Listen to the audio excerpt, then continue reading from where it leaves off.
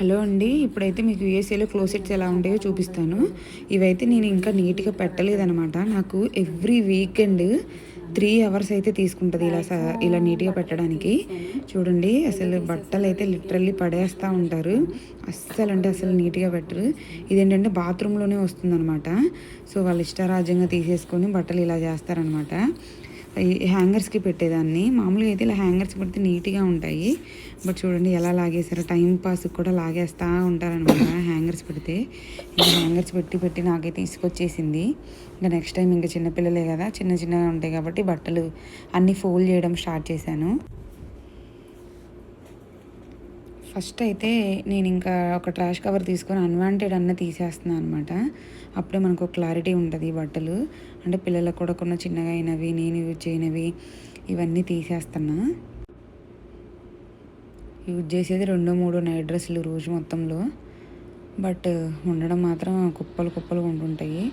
సరే, ఫస్ట్ అయితే నేను ఇవన్నీ ట్రాష్ కవర్లో పెట్టాను. మా బుడ్డదైతే నేను హెల్ప్ చేస్తా అని ముందే వచ్చేస్తూ ఉంటుంది ప్రతి పనిలో. ఇలా ఫస్ట్ అయితే నేను అన్నీ తీసేసాను. ఏదైతే వేసుకోమో అవన్నీ పక్కన పెట్టేశాను.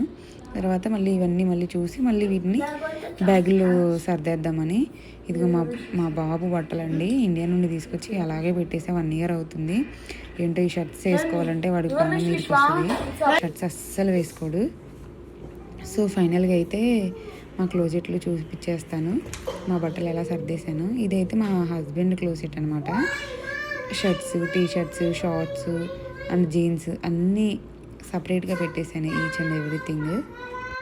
ఇంత కష్టపడ్డా ఒక్కరోజు మాత్రమేనండి అది. ఇది వచ్చేసి మా క్లోజెట్. నావి పిల్లలవి దీంట్లో పెట్టేస్తాను అనమాట. ఇక్కడ క్లోజెట్ ఏంటంటే ఒక చిన్న రూమ్లా ఇచ్చేసి ఇలా ఇస్తాడనమాట. వీడి హ్యాంగర్స్ పెట్టుకుంటే చాలా నీట్గా బాగుంటుంది.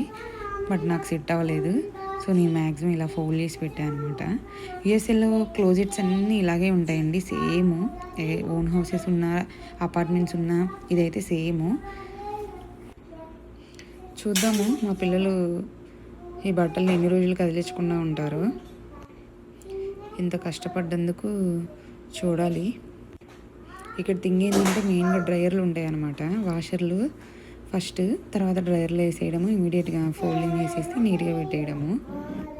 సో మనకు అంత రిస్క్ ఏమి ఉండదు. అవి ఆరబెట్టేసి మళ్ళీ తీసి ఇవన్నీ ఏమి ఉండదు. జస్ట్ దాంట్లో మిషన్లో ఉండి తీసేయడమే అనమాట. ఇవన్నీ బ్యాగులు, మ్యాక్సిమం కొన్ని వాడని బట్టలన్నీ లోపల పెట్టేశాను. ఇదండి మా క్లోసెట్.